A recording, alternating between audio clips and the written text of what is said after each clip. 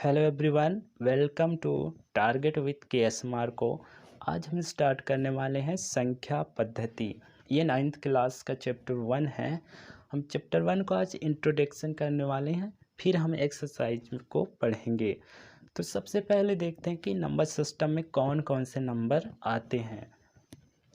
तो पहला नंबर इसमें आता है स्टूडेंट प्राकृतिक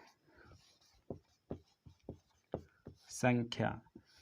सबसे पहले इसमें आता है प्राकृतिक संख्या। प्राकृतिक संख्या को हम कैपिटल एन से डिनोट करते हैं, एन फॉर नेचुरल, राइट। तो प्राकृतिक संख्या को हम कैपिटल एन से डिनोट करते हैं और ये संख्याएं एक से स्टार्ट होती हैं और एक दो करते अनंत तक जाती हैं, राइट।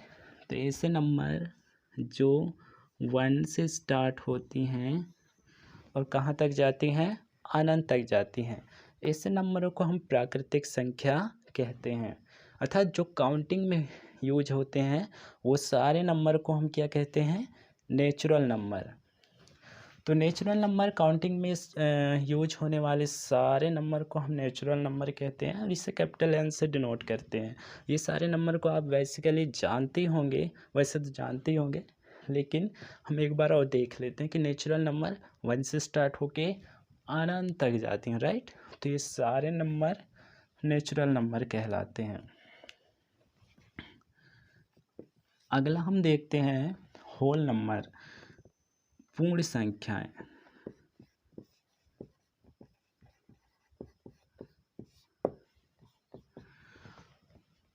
पूर्ण संख्याएं क्या होती हैं? पूर्ण संख्याओं को हम कैपिटल डब्ल्यू से डिनोट करते हैं और पूर्ण संख्या अगर हम नेचुरल नंबर में जीरो के भी शामिल कर दें तो वो सारे नंबर पूर्ण संख्याएं कहलाती हैं। जैसे यहाँ से हम 0 1 2 3 इनफाइनाइट अनंत तक। तो प्राकृतिक संख्या 1 से स्टार्ट और होल नंबर कहाँ से स्टार्ट होती हैं, 0 से। तो पूर्ण संख्याएं 0 से स्टार्ट होने वाली सारी नंबर को हम कहते हैं। तो इसी प्रकार हम अगला देखते हैं। अगला जो हमारा नंबर होगा वो पूर्णांक संख्या होगा। क्या होगा?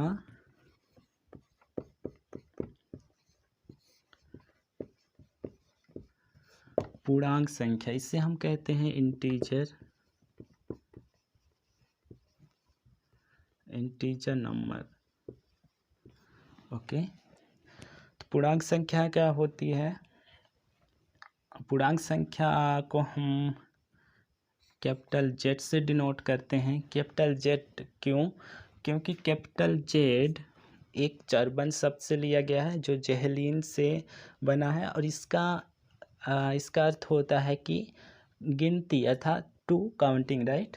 तो जेड, इसलिए इसे हम जेड से डिनोट करते हैं, ना कि कैपिटल आई से।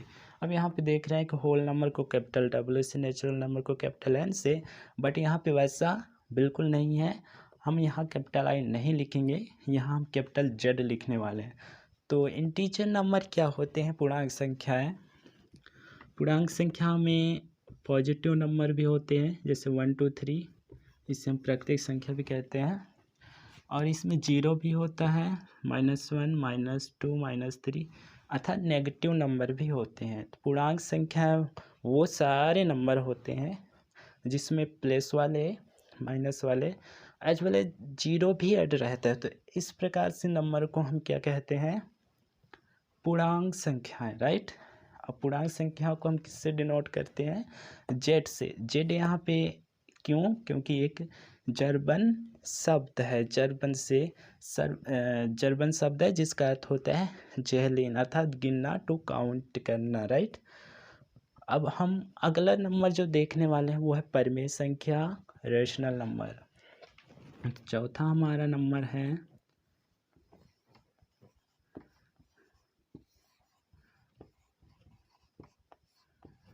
परिमेय संख्या।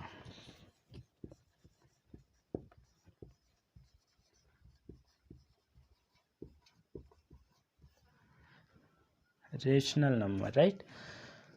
रेशनल नंबर को हम, रेशनल नंबर क्या होते हैं?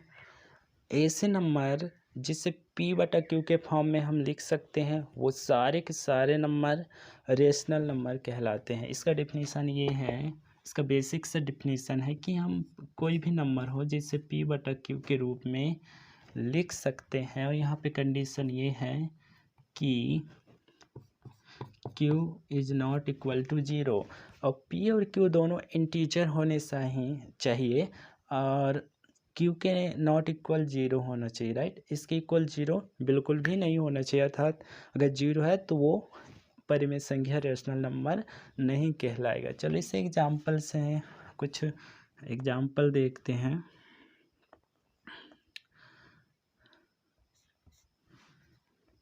रेशनल नंबर को कैपिटल क्यू से डिनोट करते हैं। रेशनल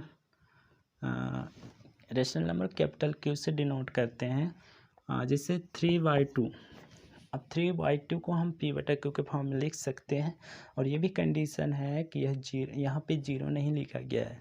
0 के अलावा कोई भी नंबर हो सकता है हर में, डिनोमिनेटर में, राइट। तो वो सारे नंबर रेशनल नंबर कहलाएंगे। अब यहाँ पे देखते हैं 5/2, तो यह भी एक रेशनल नंबर होगा। क्यों? क्योंकि पी बटा क्यू के फॉर्म में इसे हम लिख सकते हैं। अब ये ज़रूरी नहीं कि जो बटे में हो वो रेशनल नंबर होता है। अब यहाँ पे देखते हैं 5 है। 5 को हम क्या पी बटा क्यू के फॉर्म में लिख सकते हैं? तो इसका आंसर होगा यस। कैसे? इसके नीचे 1 लिख देंगे तो पी बटा क्यू के फॉर्म में हो जाए, क्योंकि 5/1 = 5, इसमें कोई चेंजेस नहीं हो रहा है। अर्थात हम इसे पी बटा क्यू के रूप में लिख सकते हैं। तो 5 भी एक रेशनल नंबर होगा, राइट, जब वह 5/1 के रूप में लिखा होगा तब। तो इस प्रकार से जो नंबर पी बटा क्यू के रूप में हो सारे रेशनल नंबर, और कंडीशन क्या क्या है इसमें कि पी और क्यू इंटीजर्स होनी चाहिए, और Q is not equal to 0 होनी चाहिए। चलिए एक बार और रिवाइज कर लेते हैं कि प्राकृतिक संख्या क्या है। तो चलो देखते हैं। प्राकृतिक संख्या को हम कैपिटल एन से डिनोट किए, और ये सारे नंबर 1 से स्टार्ट होते हैं, अनंत तक जाते हैं। उसी प्रकार होल नंबर 0 से स्टार्ट होते हैं, ये भी अनंत तक जाती हैं। पूर्णांक संख्या क्या होते हैं? जिसमें 0 भी है, प्लस वाले नंबर और माइनस वाले नंबर को हम मिला देते हैं, तो ये नंबर भी क्या कहलाते हैं? Integers number, right. उसी प्रकार रेशनल नंबर पी बटा क्यू के फॉर्म में होने वाली जो नंबर होती हैं वो सारे नंबर को हम रेशनल नंबर कहते हैं। इसके अलावा एक नंबर और पढ़ने वाले हैं, वो है इरेशनल नंबर, तो उसको भी हम देखते हैं।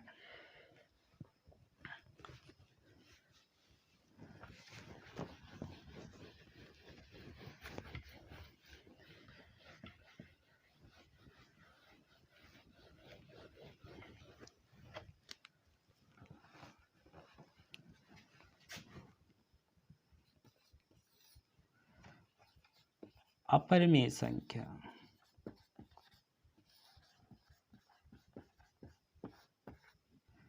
इससे irrational number, okay. Irrational number क्या होता है? अब हम परिमेय में पढ़ चुके हैं कि ऐसा नंबर जिसे हम पी बटा क्यू के फॉर्म में लिख सकते हैं वो सारे के सारे नंबर रेशनल नंबर कहलाते हैं। अगर उसी के हम उल्टा हो जाए तब ये कह दें कि ऐसे सारे नंबर जिसे पी बटा क्यू के फॉर्म में हम नहीं लिख सकते हैं, राइट। इसको मैं समझेंगे कि ऐसी नंबर संख्या जिसे पी बटा क्यू के रूप में ना लिखा जा सके। तो ऐसे सारे नंबर जिसे पी बटा क्यू के फॉर्म में हम नहीं लिख पाते हैं वो सारे नंबर अपरिमेय नंबर कहलाते हैं। जैसे √3। अब √3 को हम पी बटा क्यू के रूप में नहीं लिख सकते। √5 भी एक अपरिमेय संख्या है, √7 भी एक अपरिमेय संख्या है। तो ऐसा ज़रूरी नहीं कि सारे अंडर रूट वाले नंबर ही अपरिमेय हों, ऐसा भी बिल्कुल ज़रूरी नहीं। जैसे √4, यह अंडर रूट तो है बट यह अपरिमेय संख्या नहीं है। क्यों? क्योंकि यह 2 के इक्वल है, इसका वर्गमूल 2 है। तो ऐसे सारे नंबर जिसमें जो कंप्लीट रूट ना हो, राइट, कंप्लीट रूट ना हो, और यहाँ पे 4 कंप्लीट रूट है जिसका वर्गमूल 2 है। तो ऐसे सारे नंबर जिसका कंप्लीट रूट ना हो और जिसे p/q के फॉर्म में ना लिख पा रहे हों, वो सारे नंबर इरेशनल नंबर होते हैं, राइट। अब हम इन नंबरों को समझ चुके हैं। अब हम सीधे एक्सरसाइज को देखें।